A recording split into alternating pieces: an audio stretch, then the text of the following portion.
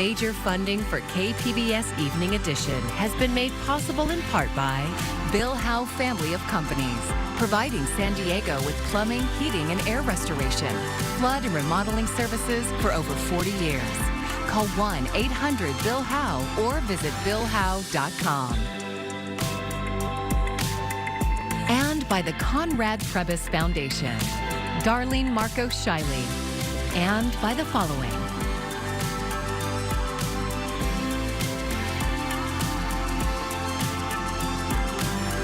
And by viewers like you. Thank you.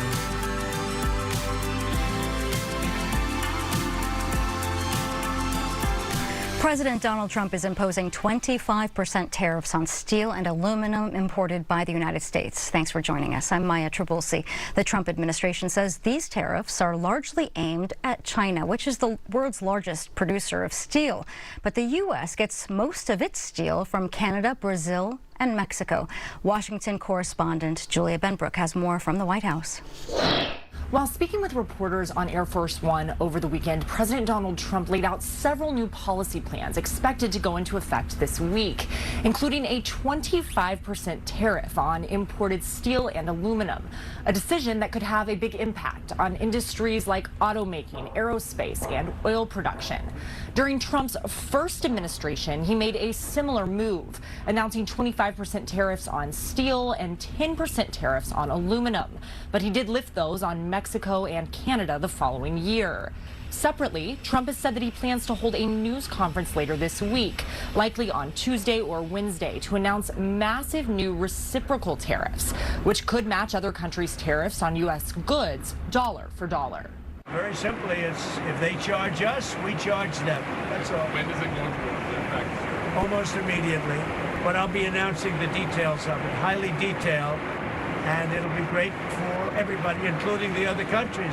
But if they are charging us 130% and we're charging them nothing, it's not going to stay that way. The president has not yet provided many details about how expansive those new tariffs would be or when they'll go into effect. These moves are in addition to the tariffs on Chinese goods that Trump implemented last week, which led China to retaliate with tariffs of its own. And looming over all of it are the tariffs on Mexico and Canada that Trump announced at the same time but decided to pause after speaking with their leaders. Reporting in Washington, I'm Julia Benbrook.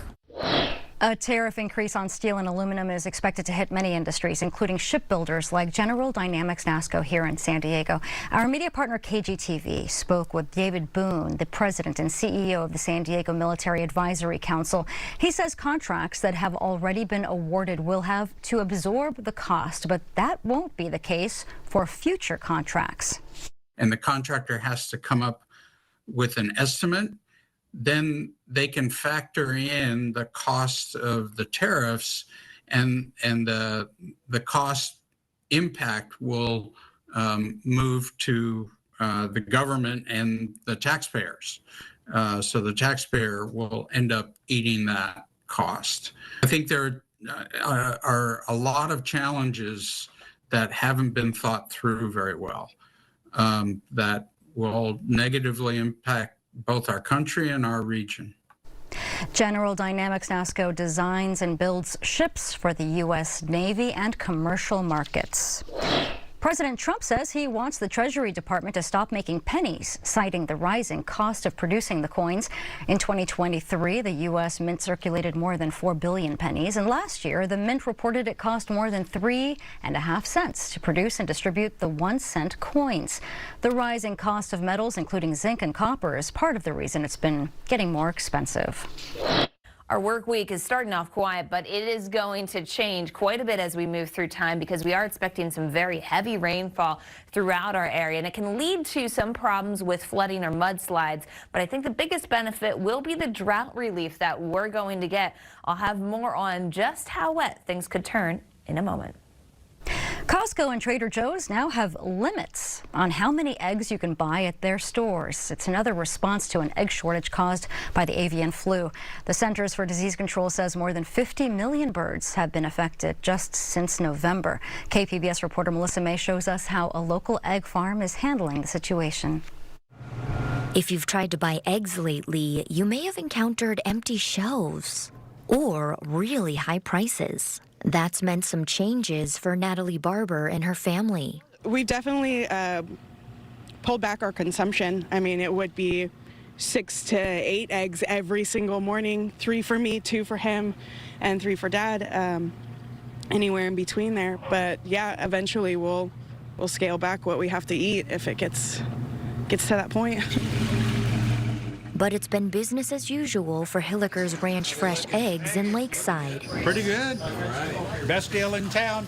With one small change. The way we're keeping eggs reasonable is literally we just kind of have a limit.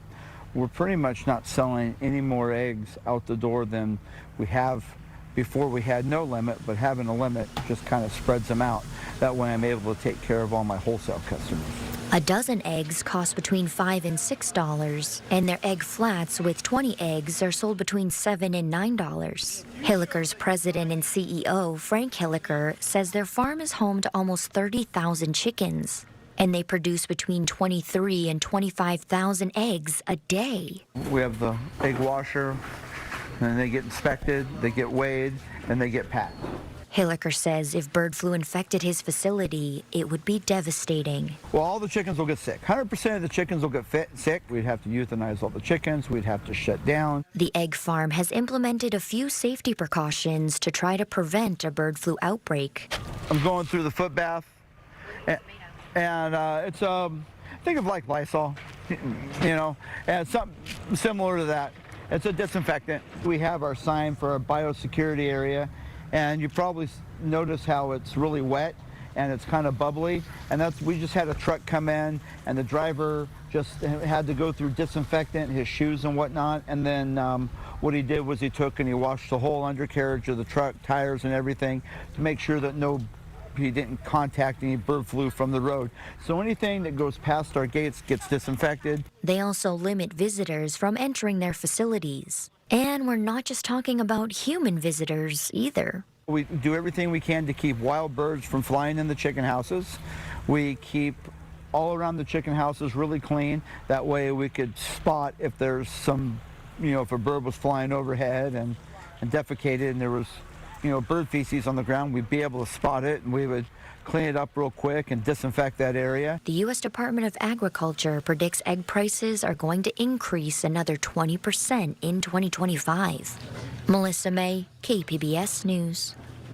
San Diego Mayor Todd Gloria has given up his push for a new homeless shelter at Kettner Boulevard and Vine Street. KPBS Metro reporter Andrew Bowen says the city is shifting focus to 3 alternative sites. 2 of the sites are already owned by the city, a soon-to-be vacant office building on First Avenue and the former Central Library on E Street. Gloria had hoped to convert a warehouse tucked between the I-5 freeway and the airport into a 1,000-bed shelter. But city council members balked at the lease terms and overall price tag. At a meeting on Monday, the council was told the new options are also extremely expensive. I have concerns that will either completely blow up our budget related to homelessness, not allow us to do things that are working like prevention and diversion, and it won't bring beds online that quickly. City staff estimate converting the office building into a shelter would cost $45 million and take nearly 4 years. The former library would be even more expensive to rehab, nearly $87 million. A lot of you are very well aware of the challenges that building currently has. There's no electrical, the plumbing does not work. We would have to do asbestos and lead removal. The council ultimately voted to ask for a closer analysis of the privately owned facility on 2nd Avenue, and it's asking for a complete redevelopment of the former library into any number of uses, including permanent housing. Andrew Bowen, KPBS News. Only 1/3 of National City residents own their home. Now, a new project aims to fix that. iNewsSource intern Hannah Salma Ramirez has the story. Rising costs and low housing inventory are constant challenges for National City residents, but a new local program will look to build more than 100 housing units on city-owned land. There's a certain population that's challenged by the rental market, but there are those that are kind of capped at what opportunities housing opportunities they could take advantage of because of how intense the prices are in our markets. With grant funding from SANDAG, the city is looking at 6 properties that have been vacant for years, from the site of an old theater to grassy plots. The new units could be townhomes, mixed-use properties, even community land trusts. Councilmember Luz Molina says she wants National City residents to be prioritized. The last thing I would want is to further displace people because there are better bidders or there are speculators that are savvy. In fact, if we're going to go through this, I would insist that every single opportunity is meant for those folks that truly do deserve a leg up in this economy. The city could find a new developer by the fall. For KPBS, I'm my NewsSource intern, Hannah Salma Ramirez. For more on this story, you can go to inewssource.org. iNewsSource is an independently funded nonprofit partner of KPBS.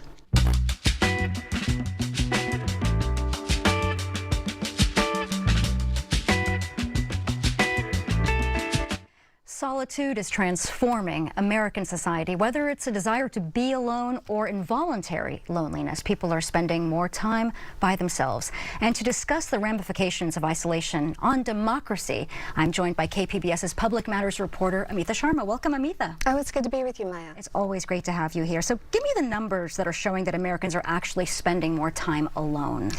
Well, there are actually 2 aspects to this solitude issue. There is loneliness that is unintentional.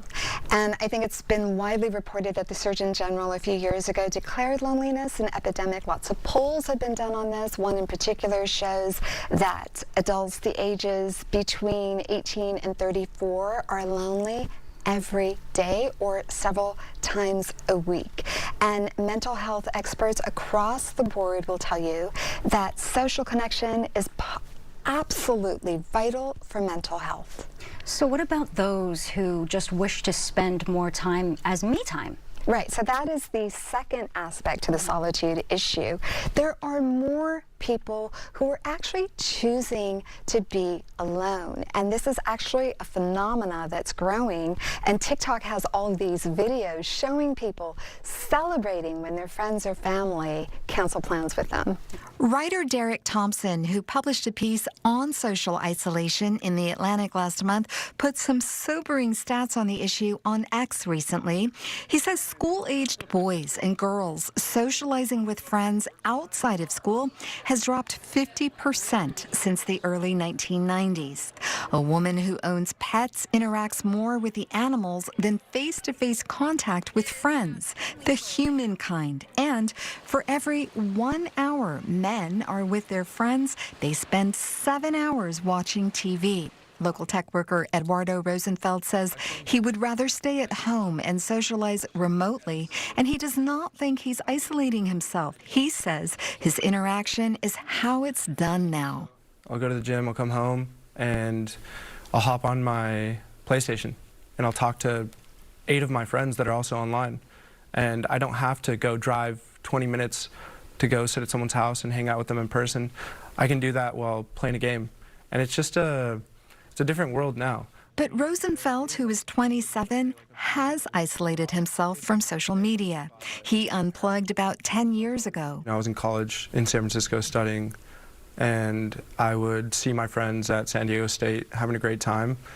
And, I'd ask myself, what am I doing? Why am I enjoying myself and having fun? And it just became something that was really difficult to deal with and manage. And so I just deleted everything and felt so much better after. And all of this has ramifications for democracy.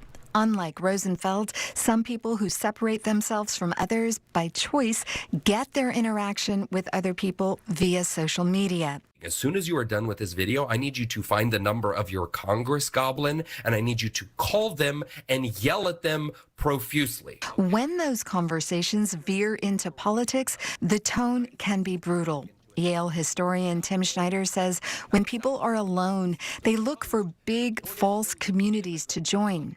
He calls social media an incubator for the angry. The sad thing is if you're driven into artificial isolation by the machine, your politics become completely generic and predictable. Your politics are just about how you feel grievance, You're the victim. You're always the victim. You can't really change anything. Therefore, you need a big, strong man to come in and clean things up for you. And that's predictable, and it's sad, and it's also incredibly boring. Schneider says the solution is for people, children, to get out there and join sports teams, take art classes, go on field trips, and he says officials should ban smartphones in schools.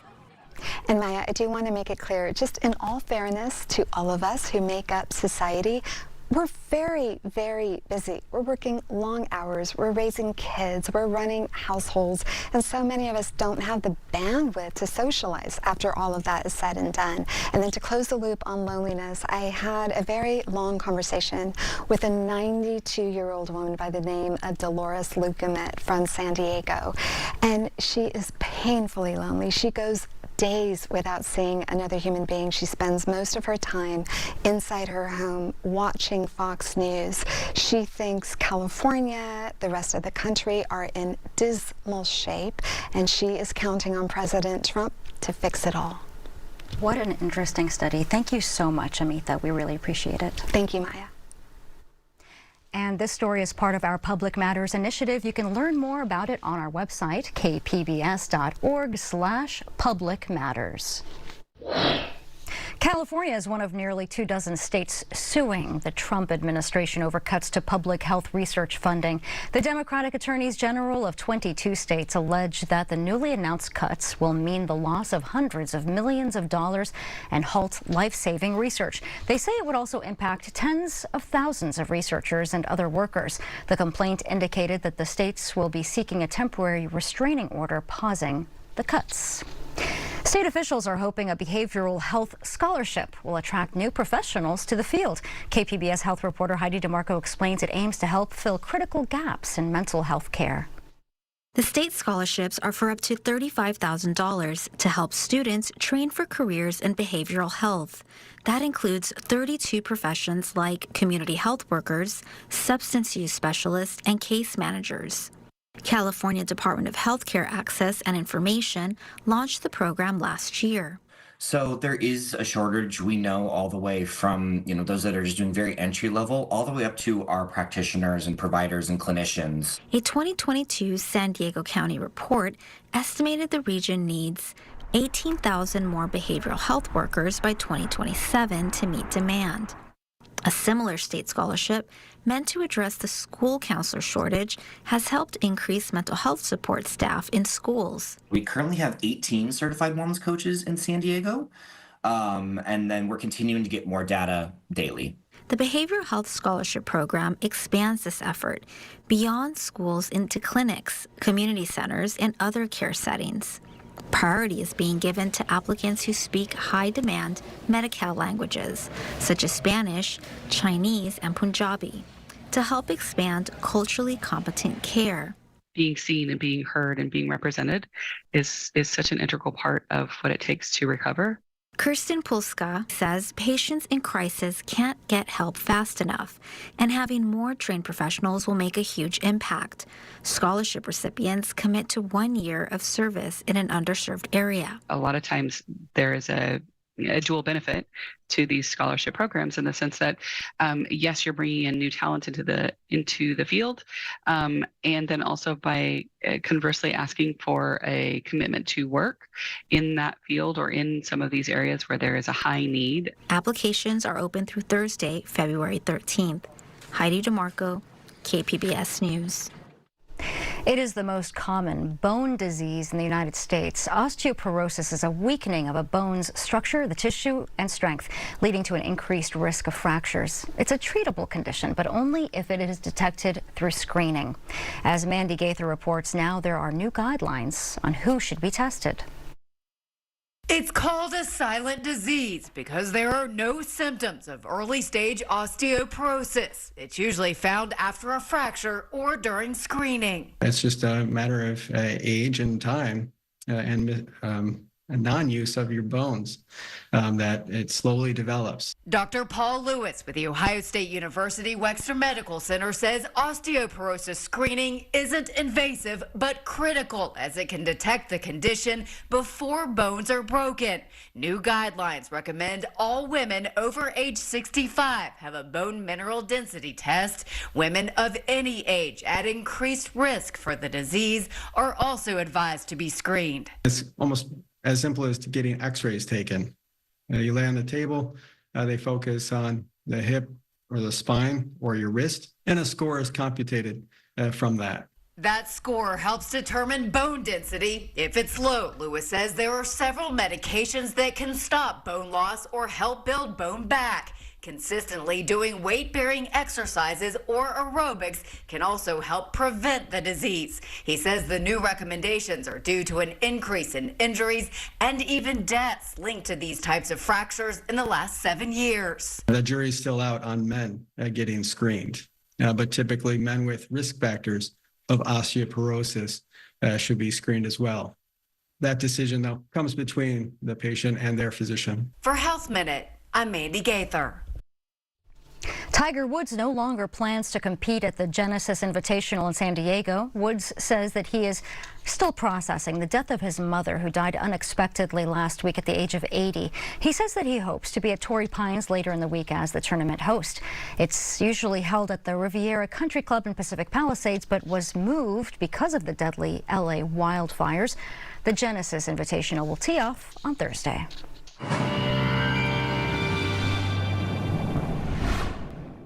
Some great weather today, and we are going to be changing things up as we go through this week in a big way, and honestly a beneficial way too for us. First up, as we head through tonight, just a few showers out there. Really not a big deal as we move through the next couple of hours heading into tomorrow morning, but our big pattern change will come as we get into the middle of this week and the late week, because we're talking about the wettest weather of the wet season. So since we started things in October, this is probably going to be our rainiest stretch here. Rainfall amounts in some spots can easily lead to 2 to 3 inches of rain. So let's break it all down for you. First up, though, tonight, like I said, a couple of spotty showers out there. Certainly some extra clouds. 52 for the low in the city as you head towards Escondido, 44 for that low, and 35 into Mount Laguna. Tomorrow, we'll see a little bit of sunshine break out, too. 61 for the high, and as you work your way towards Chula Vista, 60 for the day. 56 is where we top out in Ramona. Like I said, pretty quiet then going throughout the day tomorrow. Wednesday, not too bad, but by Wednesday night, we start to see that moisture dropping south through California and making a huge difference here across Southern California, where heavy rainfall, especially where some of those fires are, that would be our biggest concern. Across our area, though, you'll note most of us will sit in that 1 to 2 inch range pretty easily, but as you get in towards those upslope areas, this is where we'll squeeze out 2, 3, maybe even 4 inches of rain. So that's where we're expecting the highest rainfall totals. And with the terrain, do have to watch for some of that risk of flooding. I don't think it's going to be too widespread from this, and so mostly this is just very beneficial drought relief for us. We're breaking it down for you for the coast. You can see we do have some of those showers already starting to work in on Wednesday. It's going to be probably late in the day, and then for Thursday, that is our rainiest day by far. Temperatures staying in the 60s for that. If you're headed to inland communities, cool with the rain continuing here. 60 for that high on Thursday. Again, a few showers starting off Wednesday, and we'll have some lingering showers on Friday morning. Mountain communities, you can see we do have the chance for some snow, but you have to get pretty high up, probably above 7,000 feet to really find more of that accumulation. So it's going to be very limited as to what kind of snowfall accumulations can be, and cool with rain for the deserts as we head into Thursday. For KPBS News, I'm meteorologist Melissa Constanzer. I'm Jeff Bennett. Tonight on the NewsHour, a federal judge says the Trump administration is ignoring a court order to pause the widespread funding freeze. That's at 7 after Evening Edition on KPBS. Art historians studying a Pablo Picasso painting uncovered the mysterious portrait of a woman hidden beneath the painting's surface. It was lost in 1901 when Picasso painted a portrait of his sculpture friend over the original. But almost 125 years later, the original portrait's outlines have been revealed by the Courtauld Institute of Art in London. They examined the artwork using infrared and X-ray imaging ahead of an exhibition. Experts are still unsure of the woman's identity. This Valentine's week, chocolates, flowers, jewelry, and fancy dinners often get all of the attention. But what about just curling up on the couch to watch TV? Michael Yoshida has more on the relationship benefits of binge watching. Netflix and chilling to a better relationship. If couples are having some tension or having some difficulty sort of connecting, I often suggest that they find a TV show to watch together. Research has found staying home and watching TV together can provide benefits for close relationships, particularly when couples lack shared friends or social networks. There's something very nice about just sort of being in the same space and not having it fraught with any kind of discussions about family and kids and finances or relationship.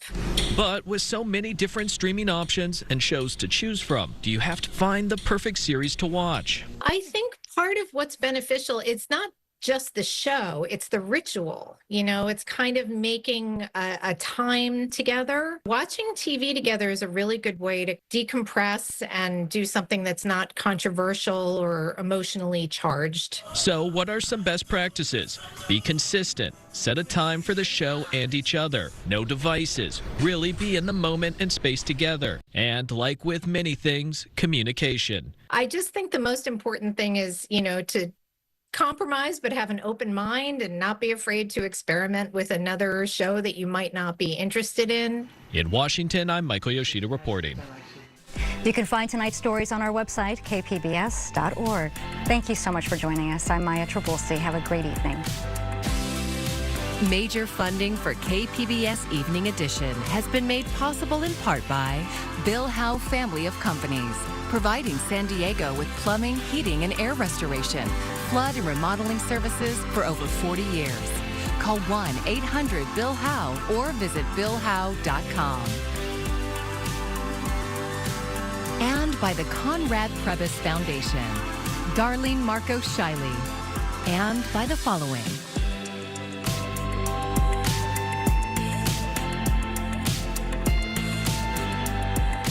And by viewers like you. Thank you.